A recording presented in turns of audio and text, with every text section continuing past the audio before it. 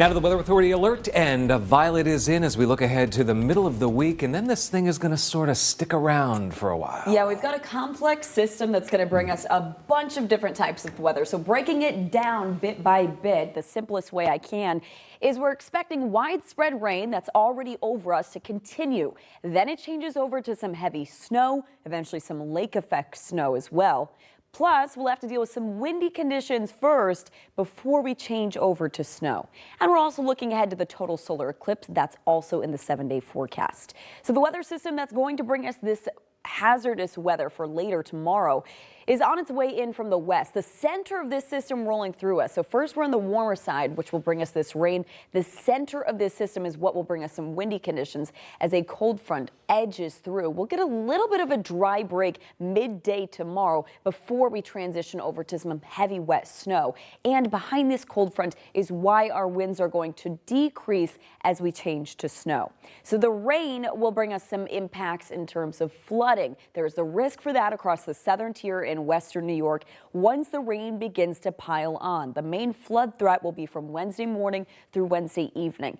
Plus, we'll have some widespread snow. Looks to be a light accumulation for the lower elevations of central New York, but the hillier locations, especially up north, are under winter storm watch where we'll have the highest snow totals. And this is from Wednesday late afternoon through Thursday evening, although the snow continues even into Friday because of some lake effect on the backside of this system.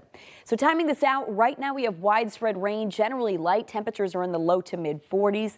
We'll keep that rain as we head overnight. Temperatures really not dropping down much. By sunrise, we'll be in the lower 40s, and we'll hover right around that 40-degree mark as we go through the day Wednesday. The rain stays steady from morning to midday, then early afternoon.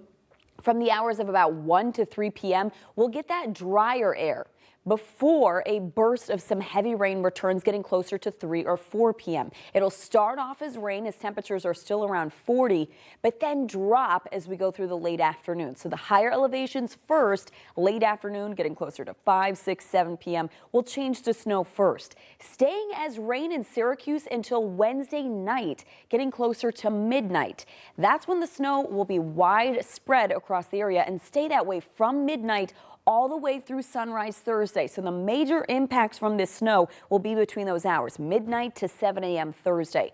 After 7 a.m., the snow will continue, but does look to lighten up a little bit as we go towards midday Thursday and eventually breaking up, becoming more scattered as we go through the afternoon. But it doesn't stop there. Thursday night, lake effect snow starts to develop on the backside of this system, continuing overnight for central New York into Friday and on and off through the rest of the day Friday, not tapering off until early Saturday morning. In terms of rainfall amounts, we'll get around an inch for most of central New York. The highest amounts, though, noticed to the south and west. That's where we could have flooding issues Wednesday morning through Wednesday afternoon. From Wednesday afternoon, we change over to snow, and that continues all the way through Thursday and Friday. But amounts through Thursday morning, 1 to 3 inches for Syracuse, 3 to 5 for the southeastern hills, as much as 6 to 9 for the Tug Hill, up to a foot for the Adirondacks. And that's by Thursday morning. Thursday through the day, we'll get another couple of inches. Same goes for Friday, a couple more inches. That tapers off as we head into Saturday morning. Sunday, decreasing clouds, but the clouds return as we head into Monday afternoon for the total solar eclipse. Plus, we climb back into the 60s, likely a lot of snow melt next week.